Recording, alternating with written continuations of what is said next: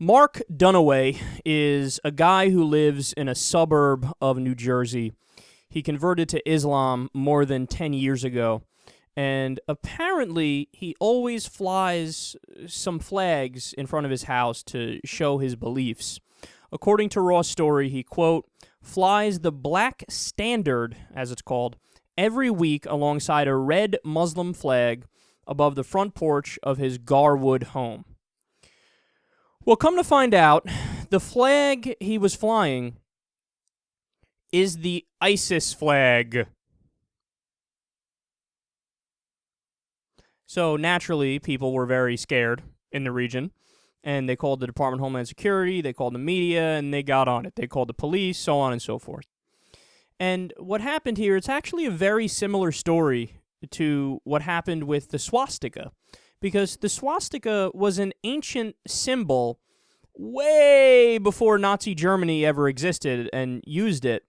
And the symbol didn't used to stand for hate and bigotry and murder and Holocaust, but the Nazis obviously completely changed that.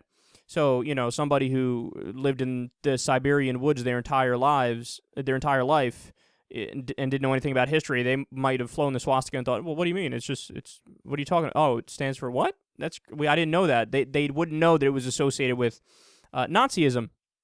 Well, the black standard flag used to be just a typical run-of-the-mill Muslim flag. I think it says, like, there's no God but Allah on it, right?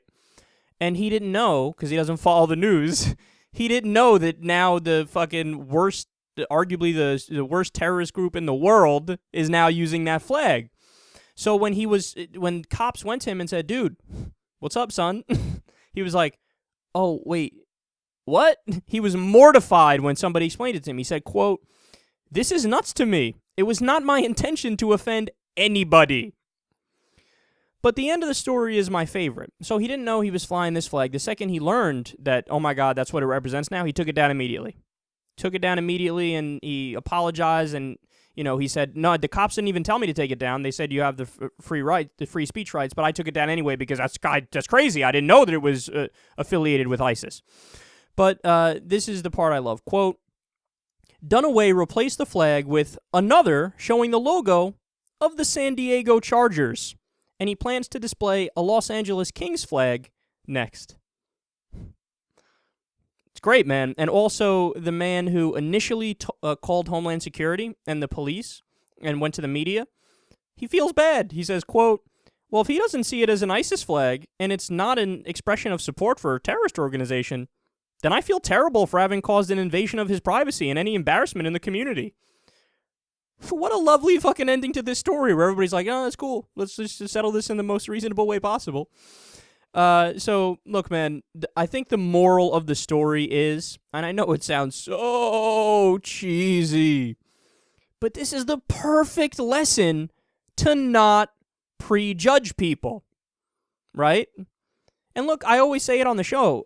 I'm not one of those people who's against all kinds of judgment. I'm very pro-judgment. I make all my money from coming on here, talking about news stories, and then fucking judging based off the facts. I'm very pro-judging. What I'm not pro is prejudging, because prejudging means judging before you have all the facts or an understandable amount of the facts to make a conclusion, right? And here, I mean, most people would think probably, look, honestly, I probably would have fallen for it too. I honestly would have, because it would have never occurred to me that maybe the person doesn't know that that flag represents ISIS. I would naively think everybody follows the news at least 10% as closely as I do, and then they go, oh, okay, I know ISIS, because it's been in the news so much. But that's the thing, man. I would have been wrong to assume, well, obviously that means that in a suburb of New Jersey, when the guy has a clean record, never did anything wrong to anybody, perfectly fine neighbor, that, oh yeah, he supports ISIS. Like, but he's not beheading kittens on the weekend or some shit, or going to the local government with an AK-47.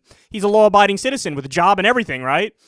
And that's the moral of the story, that we should all fucking stop, breathe, ask some questions, dig deeper, right? Look for more evidence, look for proof, look for just information. Give me more data, give me more data. More data always leads to a more rational conclusion.